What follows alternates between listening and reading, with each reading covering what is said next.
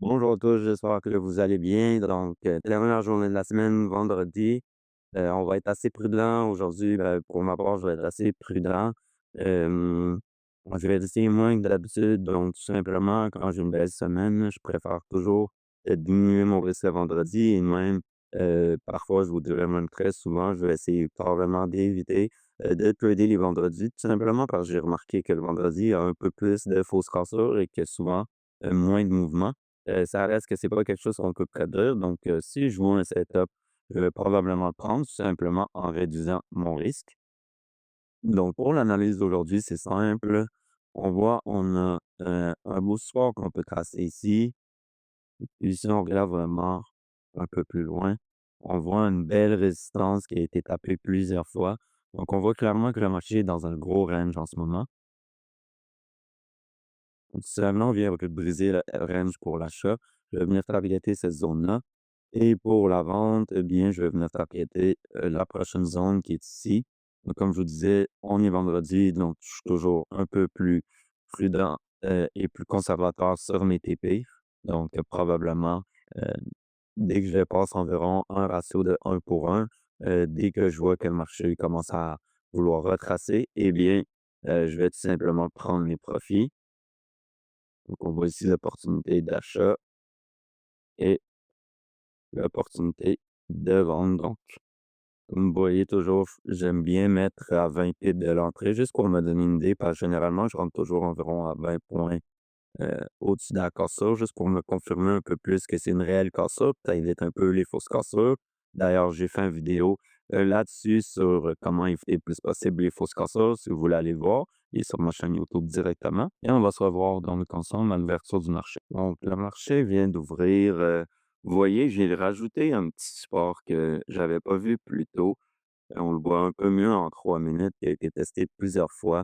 Si jamais on vient briser ce support-là, je vais probablement prendre le trade. Là, on voit que c'est vraiment un trade, pour moi, qui est un peu plus risqué, tout simplement parce que on a, on brise pas vraiment le range, mais ça reste qu'on va briser la structure et donc je vais sûrement le prendre si on vient briser.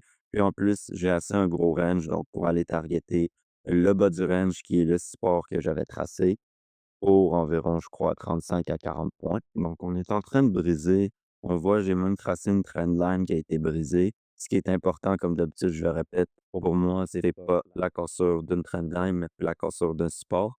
La trendline vient juste me donner une indication supplémentaire et me dire que potentiellement, on peut faire un retracement jusqu'à la trendline. Donc, c'est pour ça que vous me voyez en ce moment. Mon stop-là, ça a l'air énorme. Donc, 40 points, mais la réalité, c'est que euh, je vais le couper avant ça. Donc, si j'ai à plus de 30 points dans mes négatifs, je vais couper mon trade. Ça, c'est presque sûr. Si c'est juste pour des fois le marché, comme je le dis toujours, des fois, ça fait des mèches en comme 10 secondes, ça monte de 35 points et après, ça redescend tout de suite. Donc, c'est juste pour pas me faire avoir juste dans les débuts du trade.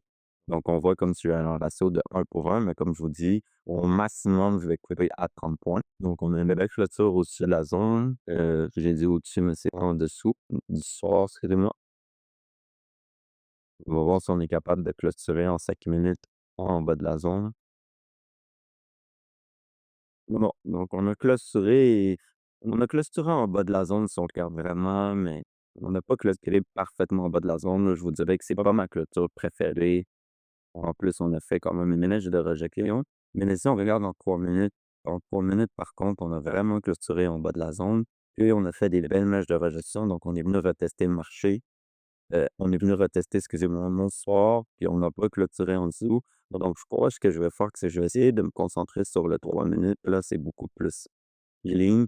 Puis, je vous dirais que si le marché monte d'environ, heu, 25 points et qu'en 3 minutes, là, on clôture vraiment, en haut de mon support, bien, je vais simplement couper, mon trade avec une mini paire. Donc au lieu de couper, là, vous voyez, j'étais à 37 points de stop loss. Je vais probablement réussir à couper en comme, je vous dirais 20 points, 25 points. Donc très important juste avant de prendre des décisions, hâtives qu'on veut, réussir à réduire ses pertes. Faut toujours attendre les clôtures des bougies parce que des fois, oui, on dirait que notre idée de trader n'est pas validée, mais tant qu'il y a pas une clôture, le trade reste valide. Donc pour le moment, on a une clôture en dessous de la zone. On a créé une structure baissière. J'ai aucune raison, de couper mon trade pour le moment. Donc on va avoir la clôture dans 30 secondes et exactement comme je vous disais, vous voyez, donc on a clôturé encore avec un gros retest, une grosse mèche de gestion. Je vous dirais que ça me donne une confirmation additionnelle que mon trade potentiellement, il va être valide. Donc vous voyez le plus haut de la bougie qui vient de fermer. Pour moi, le marché ne doit pas dépasser, ce plus haut-là qui est environ 18-20 points. Donc je vous dirais, je vais bientôt bouger mon stop loss, mais je vais le mettre environ 25-30 points, puis je vous dirais même à 22 points, je devrais, limiter ma perte si jamais on va au-delà de ça. On va clôturer en 5 minutes, là, on va vraiment faire une belle clôture en 5 minutes en dessous de notre zone avec un beau retest de la mèche. Si on regarde sur notre zone, ça, c'est vraiment, tout ce qu'on veut voir. Donc, je vous dirais en ce moment, en regardant le trade à l'heure actuelle, je suis très confiant, dans le trade et comme vous voyez, j'ai déjà baissé, mon stop loss. Donc comme je vous dis, je le pèse graduellement. Maintenant, il est à 29 points. Mais là, je vais, comme je vous dis, si on vient briser le plus haut, de la dernière bougie en 5 minutes, je vais tout simplement couper mon trade. C'est comme vous pouvez voir, au lieu d'avoir, 8 à 6 contrats comme d'habitude, par trade, eh bien, j'ai 4 contrats. Donc comme je vous disais, je risque la moitié, de qu'est-ce que je risque d'habitude, tout simplement parce qu'on est vendredi. Bon, donc on est en train de remonter quand même assez violemment. C'est dans ces moments-là qu'il ne faut pas paniquer. Tout simplement, comme je vous dis, attendre et regarder les clôtures, des bougies pour voir, qu'est-ce que le marché va nous dire. Donc on voit là, on est en train encore de retester une autre fois notre zone. Ça fait partie des vendredis. Comme je vous dis, les vendredis, il y a moins de volume souvent.